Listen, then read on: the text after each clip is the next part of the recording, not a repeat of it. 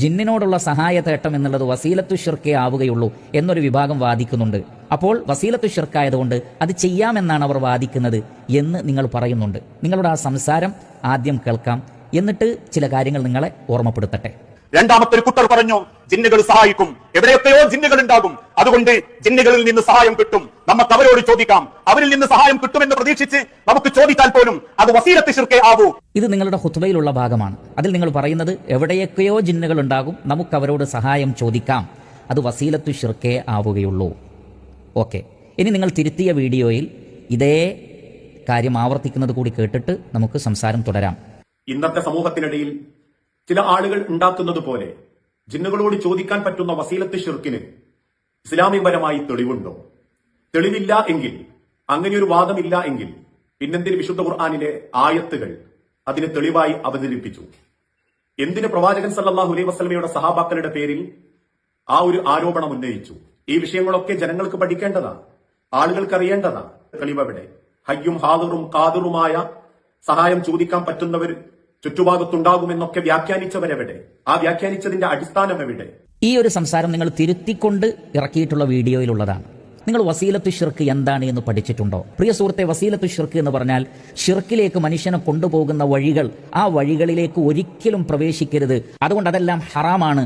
ഷിർക്ക് നമ്മുടെ ജീവിതത്തിലേക്ക് കടന്നു വരുന്നതിന് നമ്മൾ ഭയപ്പെടണം. അതുകൊണ്ട് അതിലേക്ക് നയിക്കുന്ന എല്ലാ വാതിലുകളും അടയ്ക്കണം, പാടില്ല എന്ന് പറയാൻ വേണ്ടി ഉലമാക്കൾ നമുക്ക് മനസ്സിലാക്കി തന്നിട്ടുള്ള വേർഡാണ് വസീലത്തു ഷിർക്ക് എന്ന് പറയുന്നത്.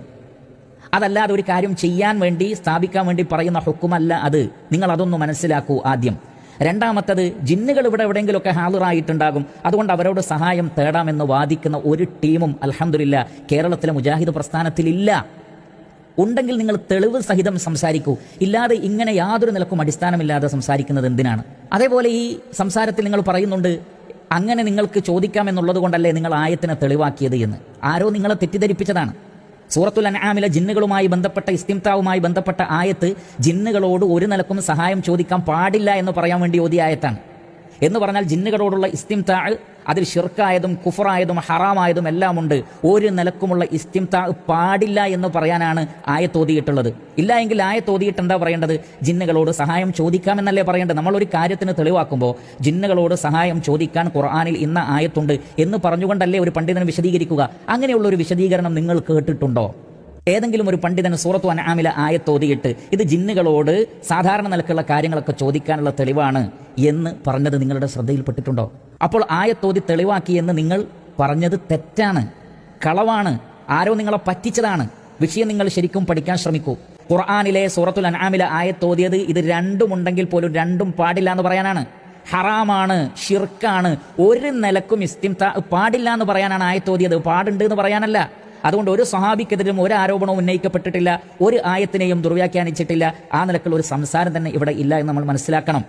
യാ ഇബാദല്ലാ എന്ന് പറഞ്ഞ ഹദീസുമായി ബന്ധപ്പെട്ട് സുന്നികളായ ആളുകൾ അവരുടെ വിഷയവുമായി ബന്ധപ്പെടാത്ത ഒരു കണ്ടന്റുള്ള ഒരു ഹദീസിനെ കൊണ്ടുവന്നിട്ട് മൊഹീദി ഷെയ്ഖിനെയും ബദരീങ്ങളെയും വിളിക്കാമെന്ന് പറഞ്ഞപ്പോൾ അഹ്ലുസുന്നത്തി വൽ ജമാഅത്തിന്റെ പണ്ഡിതന്മാർ അവർക്ക് നാം നേരത്തെ പറഞ്ഞ തത്വത്തിന്റെ അടിസ്ഥാനത്തിൽ മറുപടി നൽകിയത് മുജാഹിദുകളും നൽകിയെന്നേ ഉള്ളൂ.